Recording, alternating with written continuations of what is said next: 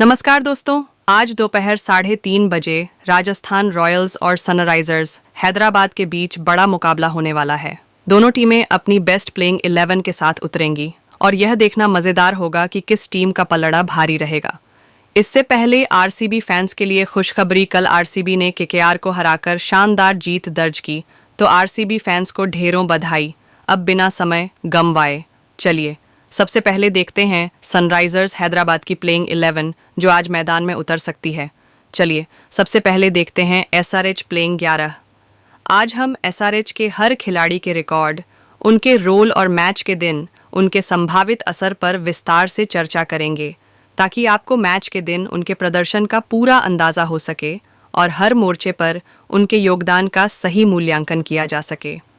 सबसे पहले बात करते हैं ओपनर ट्रेविस हेड की। ट्रेविस ने अब तक 25 मैचों में 25 इनिंग्स खेलकर कुल 772 रन बनाए हैं। उनका औसत 36 है और स्ट्राइक रेट 173 तक पहुंचता है, जिससे यह स्पष्ट होता है कि वे शुरुआती ओवरों में तेजी से रन बनाने में माहिर हैं। उनका सर्वाधिक स्कोर 102 रहा है, जो उनके आक्रामक अंदाज का प्रमाण है। 66 चौकों और 40 के आंकड़े बताते हैं कि उनके शॉट चयन में दम है और वे लगातार दबाव बनाने की क्षमता रखते हैं। हालांकि 4 बार डक हुए हैं, जिससे यह संकेत मिलता है कि कभी-कभी उनकी आक्रामकता के चलते शुरू दबाव में छोटी चूक भी हो सकती है।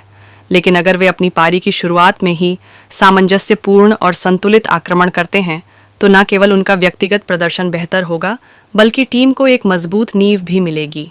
इसके अलावा ट्रेविस के आक्रमण से गेंदबाजों पर जल्दी दबाव पड़ने से मध्यक्रम के बल्लेबाजों के लिए भी समय मिलता है कि वे अपनी पारी को संवार सकें। अब आते हैं अभिषेक शर्मा की ओर, जो टीम में एक दोहरी प्रतिभा के रूप में उभर कर आए हैं। शेख ने 63 मैचों में 61 इनिंग्स में 173 रन बनाए हैं, जिसमें उनका सर्वाधिक स्कोर 75 है। औसत 25 और स्ट्राइक रेट 155 उनके तेजी से रन बनाने की क्षमता को दर्शाते हैं। 128 चौकों और 73 के आंकड़ों से यह स्पष्ट होता है कि जब भी उन्हें मौका मिलता है तो वे गेंदबाजों के खिलाफ आक्रामक खेल दिखाते हैं। उन्होंने 7 बार नॉट आउट रहते हुए 750 पार किए हैं, जिससे यह साबित होता है कि दबाव की घड़ी में भी वे अपनी पारी को संभाल सकते हैं। केवल 2 बार डक हुए हैं, जो उनके आउट होने के जोखिम को कम दर्शाता है। अभिषेक शर्मा का एक और महत्वपूर्ण पहलू उनकी गेंदबाजी है। उन्होंने 33 मैचों में 26 इनिंग्स में 11 विकेट लिए हैं, जिसका औसत 35 और अर्थव्यवस्था दर 8.64 है। यह दोहरी क्षमता टीम के लिए तब और महत्वपूर्ण हो जाती है जब बैटिंग के साथ साथ कुछ अतिरिक्त ओवरों में गेंदबाजी की ज़रूरत पड़ती है। उनके द्वारा दी गई गेंदबाजी टीम में अतिरिक्त विकल्पों का संचार करती है, जिससे मैच के दौरान रणनीतिक बदलाव करना आसान हो जाता है। तीसरे नंबर पर आते हैं ईशान किशन, जो मध्य क्रम के आक्रामक खिलाड़ी हैं और अपनी तेज़ी से मैच का रुख पलटने का दम रखते हैं। ईशान ने अब तक 105 मैचों में 999 इनिंग्स में 2644 रन बनाए हैं। उनका सर्वाधिक स्कोर 999 है। औसत 28 और स्ट्राइक रेट 135 उनके शॉट्स की सटीकता और रफ्तार को दर्शाते हैं। 255 चौकों और 119 का आंकड़ा इस बात का प्रमाण है कि वे जब अपनी फॉर्म में होते हैं तो विपक्षी गेंदबाजों के लिए कोई राहत नहीं छोड़ते। हालांकि 8 बार डक हुए हैं, जिससे यह स्पष्ट होता है कि उनका जोखिम लेने का अंदाज कभी कभार सफल नहीं भी रहता। लेकिन न दबाव की स्थिति में उनका आक्रमण टीम के लिए निर्णायक साबित हो सकता है, क्योंकि वे कभी कभी ऐसी पारी खेलते हैं जो पूरे गेम का माहौल बदल देती है। इसके बाद आते हैं नीतीश कुमार रेड्डी। नीतीश ने केवल 15 मैचों में 11 इनिंग्स में 303 रन बनाए हैं, लेकिन उनका औसत 33 और स्ट्राइक रेट 142 यह संकेत देते हैं कि वे उपलब्ध अवसरों का भरपूर फायदा उठाते हैं। उनका सर्वाधिक स्कोर 76 है और 15 मैचों में न इनिंग्स में 207 रन देकर केवल 3 विकेट लेने से उनका औसत 69 इकोनॉमी 11 और स्ट्राइक रेट 36 निकलता है। इससे स्पष्ट होता है कि उनका मुख्य योगदान बैटिंग में ही रहना है और उन्हें गेंदबाजी में अपना प्रभाव सुधारने की आवश्यकता है। यदि टीम के अन्य गेंदबाज शुरुआती ओवरों में ही अच्छा प्रदर्शन कर ले, तो नीतीश को केवल बैटिंग पर ध्यान केंद्रित करने का मौका मिलेगा, जिससे उनका योगदान और प्रभावशाली हो सकता है। अब बात करते हैं wicket keeper batsman Heinrich Klaasen की, जिनकी फिनिशिंग स्किल टीम के लिए बेहद ज़रूरी है। हेनरिक ने 35 मैच में 32 इनिंग्स में 993 रन बनाए हैं, जिसमें उनका सर्वाधिक स्कोर 104 है, औसत 43 और स्ट्राइक रेट 168 उनके तेज़ और आक्रामक खेल को उजागर करते हैं। 49 चौकों और 66 के आंकड़े बताते हैं कि वे जब भी पारी को अंतिम रूप देने का काम करते हैं तो सभी प्रकार के शॉट्स खेलने में सक्षम होते हैं।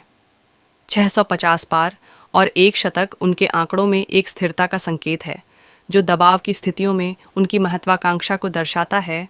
हेनरिक का रोल विशेष रूप से ऐसे मैचों में महत्वपूर्ण हो जाता है जहां अंतिम ओवरों में तेज़ी से रन बनाने की आवश्यकता होती है, और उनकी मौजूदगी से टीम को फिनिशिंग की क्षमता में काफ़ी बल मिलता है। इसके बाद आते हैं अभिनव मनोहर, जिनके प्रदर्शन में अभी सुधार की गुंजाइश है। अभिनव ने 19 मैचों में 15 इनिंग्स में 231 रन बनाए हैं, जिनमें उनका सर्वाधिक स्कोर 43 है। औसत 16 और स्ट्राइक रेट 132 यह दर्शाते हैं कि अभी तक उन्होंने अपनी पूर्ण क्षमता का प्रदर्शन नहीं किया है। 21 चौकों और 10 का आंकड़ा यह संकेत देता है कि जब भी उनके शॉट सही समय पर आते हैं तो वे टीम के लिए आवश्यक रन जोड़ सकते हैं। हालांकि उनकी निरंतरता में कमी ने उन्हें एक स्थिर विकल्प के रूप में स्थापित होने से रोका है, लेकिन अगर उन्हें मैच के दौरान उचित समर्थन और अवसर मिल जाए तो वे निचले क्रम में स्थिरता प्रदान कर सकते हैं और साथ ही कुछ तेज़ी से रन भी जमा कर सकते हैं। टीम में एक नया चेहरा भी है, कामू मेंडी, जो एक ऑलराउंडर के रूप में आईपीएल में अपने पदार्पण पर है। कामू का आईपीएल रिकॉर्ड अभी उपलब्ध नहीं है, लेकिन घरेलू मैचों में उनके प्रदर्शन ने यह संकेत दिया है कि उनमें बल्लेबाजी और गेंदबाजी दोनों का अच्छा मिश्रण है।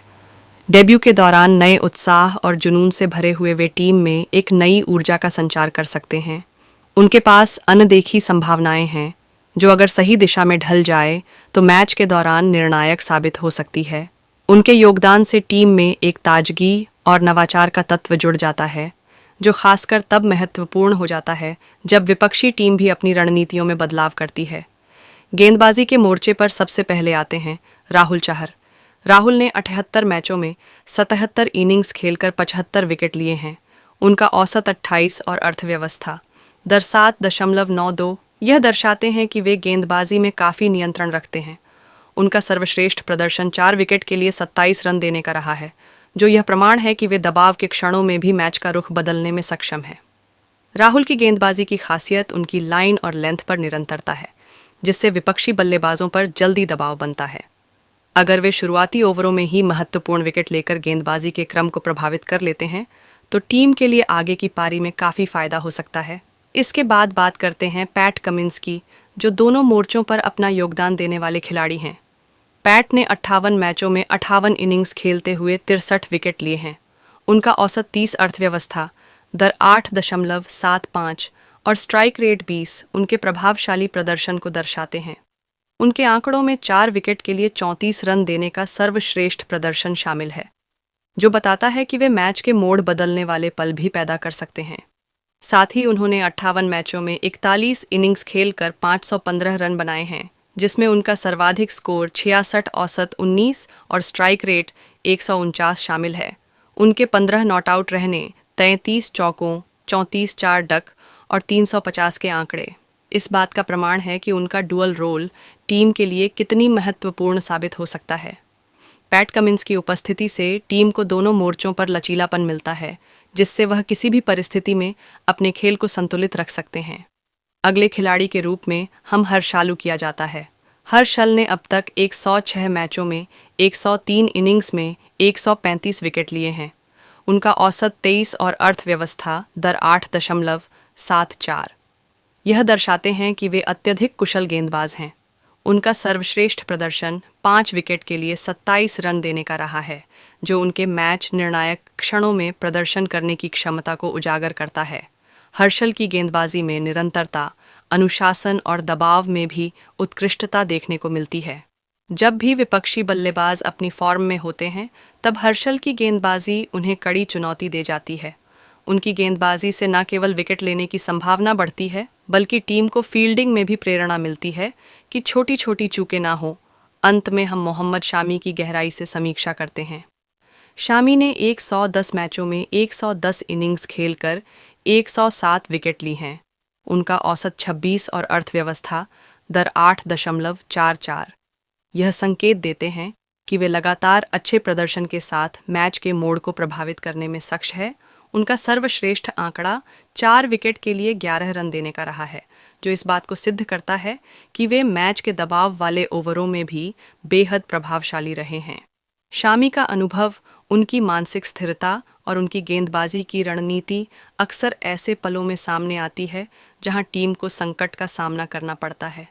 उनके द्वारा कम रन देकर ली गए महत्वपूर्ण विकेट अक्सर मैच की दिशा बदलने में सहायक होते हैं। इन सभी खिलाड़ियों के आंकड़ों और उनके प्रदर्शन के आधार पर यह स्पष्ट होता है कि एसआरएच की प्लेइंग 11 में हर विभाग में गहराई, विविधता और संतुलन मौजूद है।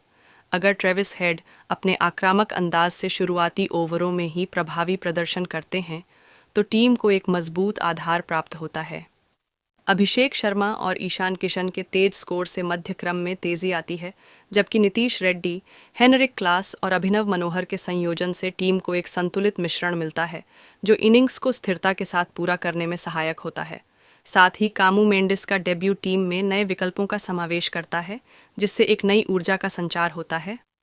गेंदबाजी के मोर्चे पर राहुल चाहर की सटीक लाइन और लेंथ पैट कमिंस का डुअल रोल, हर्षल पटेल की निरंतरता और मोहम्मद शामी का अनुभव, यह सभी मिलकर टीम को शुरुआती ओवरों में ही दबाव बनाने में सक्षम बनाते हैं। अगर यह गेंदबाज समय रहते महत्वपूर्ण विकेट लेकर मैच की गति को अपने पक्ष में कर लेते हैं तो विपक्षी टीम के लिए रन बनाना काफ़ी कठिन हो जाएगा। साथ ही फील्डिंग में छोटी छोटी चूक भी मैच के परिणाम को प्रभावित कर सकती है, इसलिए टीम को इन पहलुओं पर भी पूरा ध्यान रखना होगा। इसके अतिरिक्त मैच के दिन पिच की हालत, मौसम की स्थिति और बाहरी कारक भी खिलाड़ियों के प्रदर्शन पर गहरा असर डालते हैं। पिच से मिलने वाली स्पीड, टर्न और ट्रैवल के हिसाब से गेंदबाजों को अपनी रणनीति में बदलाव करना पड़ सकता है। यदि पिच पर अतिरिक्त स्पीड या स्पिन का असर होता है तो गेंदबाजों को तेजी से अनुकूलन करना होगा। वहीं साफ मौसम में बल्लेबाजों को रन बनाने का अधिक मौका मिलता है।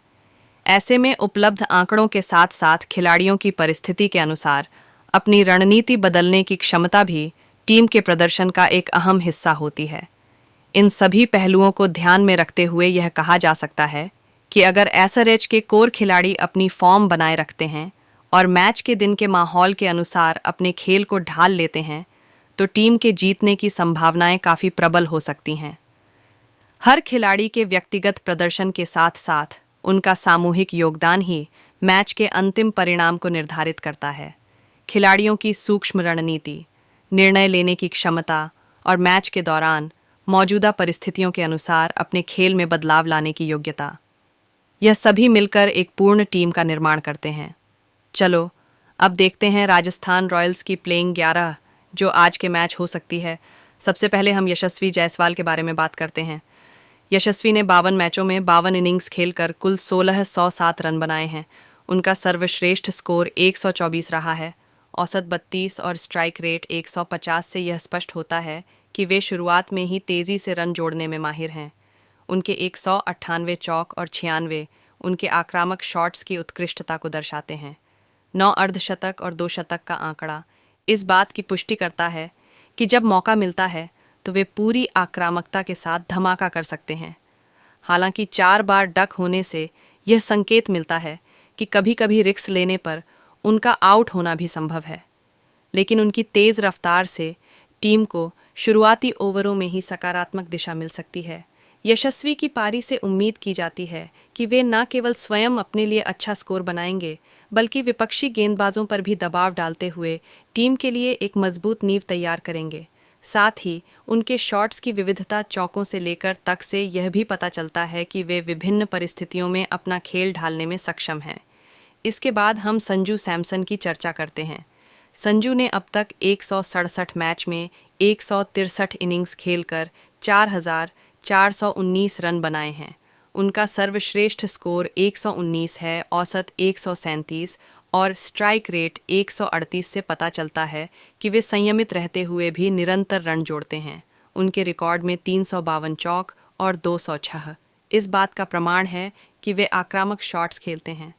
जबकि 19 बार नॉट आउट रहना उनके मैच में स्थिरता और फिनिशिंग स्किल को दर्शाता है। 25 अर्धशतक और 3 शतक उनके अनुभव की गहराई को उजागर करते हैं। संजू सैमसन का रोल टीम में एक ऐसे खिलाड़ी का है जो न केवल रन बनाता है बल्कि मैच के निर्णायक मोड़ों पर कप्तानी और रणनीति में भी योगदान देता है। उनके द्वारा खेले गए मैचों में उन्होंने टीम को संकट के क्षणों में संभालने का महत्वपूर्ण काम किया है और उनकी मौजूदगी से विपक्षी गेंदबाजों पर अतिरिक्त दबाव भी बनता है। उनके अनुभव के कारण टीम को मध्य में एक निश्चित दिशा मिलती है और वे मैच के दौरान आने वाले बदलावों को संभालने में भी माहिर हैं। तीसरे स्थान पर नीतीश राणा आते हैं। नीतीश ने 107 मैचों में 101 इनिंग्स में 2636 रन बनाए हैं। उनका सर्वश्रेष्ठ स्कोर 87 है, औसत 28 और स्ट्राइक रेट 135 से यह स्पष्ट होता है कि वे जब भी पारी में उतरते हैं तो तेज़ी से रन जोड़ने का प्रयास करते हैं। उनके 234 चौक और 132 उनके आक्रामक अंदाज को दर्शाते हैं जो टीम में एक नई गति का संचार कर सकते हैं। हालांकि 7 बार डक होने का आंकड़ा यह भी बताता है कि जोखिम लेने पर उनकी पारी कभी कभी अस्थिर हो जाती है। 18 अर्धशतक उनके अनुभव और लगातार रन बनाने की क्षमता को दर्शाते हैं। नीतीश का रोल मुख्य रूप से मध्य क्रम में होता है, जहां टीम को तेज़ी से रन बनाने की आवश्यकता होती है। उनका यह योगदान मैच की दिशा को पलटने में सहायक हो सकता है, खासकर जब शुरुआती बल्लेबाजों से अपेक्षित परिणाम नहीं मिलते। अब हम रियान पराग की बात करते हैं। रियान ने 69 मैचों में 58 इनिंग्स में 173 रन बनाए हैं, जिनमें उनका सर्वश्रेष्ठ स्कोर 44 है, औसत 24 और स्ट्राइक रेट 135 उनके खेल की गति और निरंतरता को दर्शाते हैं। उनके 84 चौक और 60 यह दर्शाते हैं कि वे आक्रामक शॉट्स खेलकर तेज़ी से रन बना सकें। 10 बार नॉट आउट रहना यह संकेत देता है कि वे दबाव में भी अपनी पारी को पूरा करने में सक्षम हैं।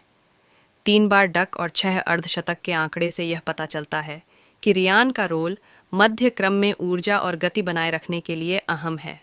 जब शुरुआती बल्लेबाजों से अपेक्षित योगदान ना मिल पाता है तो रियान पराग टीम के स्कोर को स्थिरता और तेज़ी दोनों देने का काम संभालते हैं।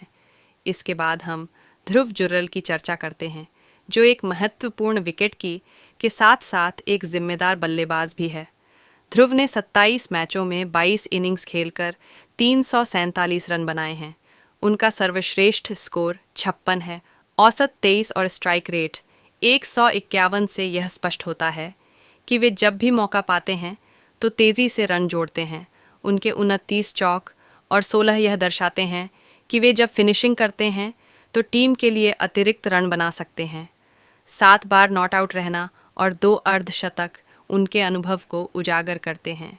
ध्रुव का रोल न केवल विकेट कीपिंग में महत्वपूर्ण है, बल्कि जब टीम को फिनिशिंग में सहायता की आवश्यकता होती है तब वे अपने आक्रामक शॉट्स के साथ योगदान देने में सक्षम होते हैं। उनकी तीव्रता और फिनिशिंग स्किल से टीम को मध्य क्रम में भी स्थिरता मिलती है। इसके बाद शिमरन हेटमायर आते हैं। शिमरन ने 92 मैचों में 66 इनिंग्स में 1243 रन बनाए हैं। उनका सर्वश्रेष्ठ स्कोर 75, औसत 31 और स्ट्राइक रेट 153 उनके आक्रामक और तेज खेल को दर्शाते हैं। उनके 76 चौक और 82 छक्के उनके शॉट्स की सटीकता का परिचायक है। 2 बार डक और 4 अर्धशतक उनके रिकॉर्ड को संतुलित बनाते हैं, जिससे यह पता चलता है कि वे लगातार प्रदर्शन करते रहते हैं। शिमरन का रोल विशेष रूप से उन मौक़ों पर महत्वपूर्ण हो जाता है जब टीम को तेज़ी से रन जोड़ने की आवश्यकता होती है। उनकी ऊर्जा से मैदान में सकारात्मक माहौल बनता है और विपक्षी गेंदबाजों पर अतिरिक्त दबाव पड़ता है। अब आते हैं गेंदबाजी के मोर्चे पर, जहां वनी हसर का नाम प्रमुखता से उभरता है। वनी ने 26 मैचों में 26 इनिंग्स में गेंदबाजी करते हुए 35 विकेट लिए हैं। उनका औसत 21 और इकॉनमी 8.13 से यह स्पष्ट होता है कि वे दबाव में भी स्थिरता बनाए रखते हैं। उनका सर्वश्रेष्ठ प्रदर्शन 5 विकेट के लिए 18 रन देने का रहा है, जिससे यह प्रमाण मिलता है कि वे शुरुआती ओवरों में ही विपक्षी टीम के स्कोर को नियंत्रित करने में सफल रहते हैं। निंदू का मुख्य योगदान गेंदबाजी में है, क्योंकि उनकी बल्लेबाजी में 26 मैचों में 14 इनिंग्स में केवल 62 रन बनाए गए हैं।